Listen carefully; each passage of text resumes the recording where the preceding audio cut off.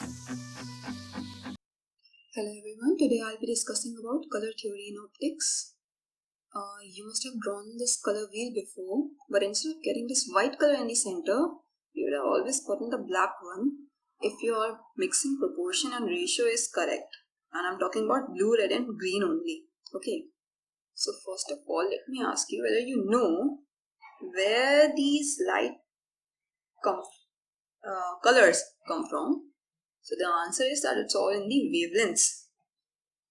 All these different colors of Vibgyo have different range of wavelengths that lie in. For example, the red belongs in 700 nanometer, orange in 600 nanometer and so on.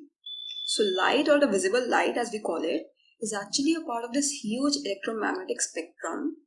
It has different range of wavelengths and they all emit different colorful lights, or we can say radiations at times. So you must have heard about X-rays, gamma rays, beta rays, infrared rays, ultraviolet, UV rays, skin protection and every stuff.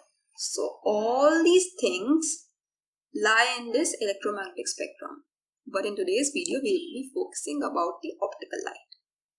So the color of this light is based on two theories, and these two color theories are namely additive color theory for light and subtractive color theory for pigment.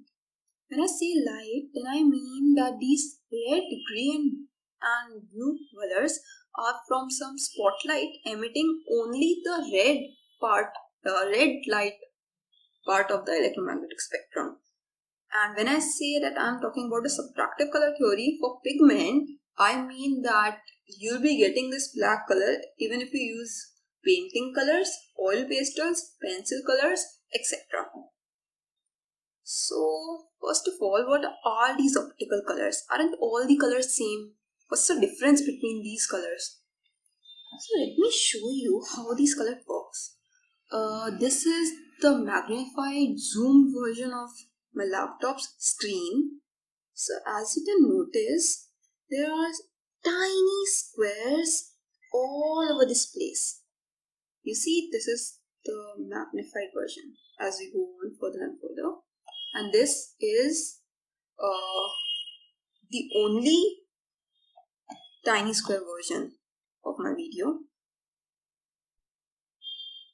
And what I mean by this is that this method is actually called optical color mixing method. So we are used to mix these colors in our art classes by just simply painting them or coloring them. But the colors of light works differently and have different primary colors. For example, our screens are entirely made up of red, green and blue colors and nothing else generally. So this theory is known as additive color theory. White light is composed of different colors or wavelengths of light. As you know it, you must have heard about the prism scattering method. So it is possible to produce white light by combining the three primary colors, and these are namely red, green and blue. Now as you can see in this pic, there are spotlights of red color, spotlight of green and spotlight of blue. Now why am I using these spotlights instead of just going with sasta wala hamara simple color ka packet? So the reason behind this is that these spotlights will only give out a specific color radiations out of them. Okay? So if you mix two primary colors together, you'll make a secondary color. You must have heard about this theory, okay? So if you mix red and blue, we are getting magenta.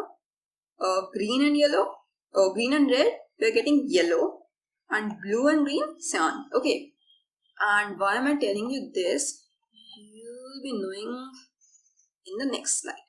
So our eyes have specialized cells that can sense either red, green or blue color out of the Vibgyo.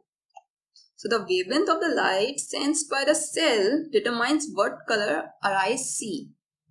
By this I mean that if this is the wavelength portion of the visible light spectra and the blue wavelength, just don't go by the peaks, just look at the graph. So the blue one lies from around 200 to 500. It's not a graph to scale. And then the green and then red. So when we see, I can say clouds, although it's based on a different concept of splitting, but still, it's about total internal refraction, but we're not going there. So it's about relative amount of light absorbed. So when we are talking about 400 nanometers, the nanometer part of this wavelength graph is missing. So when we are talking about 400 nanometer, we only see the blue part of this wavelength, the spectrum. Similarly, the 550, we get the green colored peak, and around 570, we get the red colored peak. Now what I'm talking about is that the optical color mixing is eventually picking out the other colors from this wavelength graph of blue, green and red. So what if I say that I want to see yellow color? Now yellow from green and red. Have you ever heard about yellow color by mixing green and red? Never.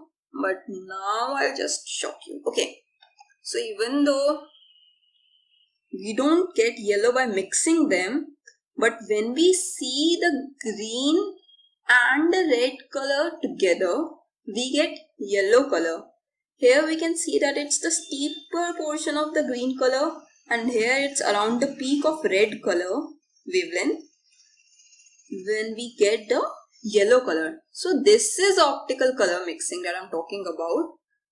If we are saying that outside world, in the outside world, when I see a yellow colored temple, let's say, so how am I able to distinguish between the other colors present in my atmosphere and the yellow colors that's reflecting off the walls of temple? So this is the basic theory behind it. Now coming to the other slide, the subtractive color theory. So as you would have noticed that in the additive color theory, the primary colors were RGB and the secondary color were cyan, magenta and yellow. The things here are reversed. Here the primary colors are cyan, magenta, yellow, as you can see in the picture, and the secondary color, i.e. the colors that are made out of these colors, are RGB. So where do you use these colors, the cyan, magenta and yellow? First of all, you use in the printer ink. So as to say that all your books that you have kept on reading from so long are actually made up of just these four colors. And even in the newspaper, you must have noticed such four dots. Okay, so one is colored cyan, magenta, yellow, and the last dot in your newspaper is black. And these four dots stand for the colors that the newspaper companies use while printing them. So I'll bring your focus in this picture, and it's very important. This subtractive color theory is very important. Will you believe if I say that all the colors in this wing of butterfly, the one that I'm circling around, is actually made up of cyan, magenta, yellow and black. Just them. This purple color, this light violet, this green one, the yellow, black, white and every other color is made up of these four colors and nothing else. Look at this part now, the detailed view. The detailed view show you that here is the magenta part. Here lies the cyan and the magenta's combo. And how do we eventually come to these green, yellow and red color portion is what we call as subtractive color mixing. The secondary colors that we got from these primary colors enable us to look at a larger, clearer and more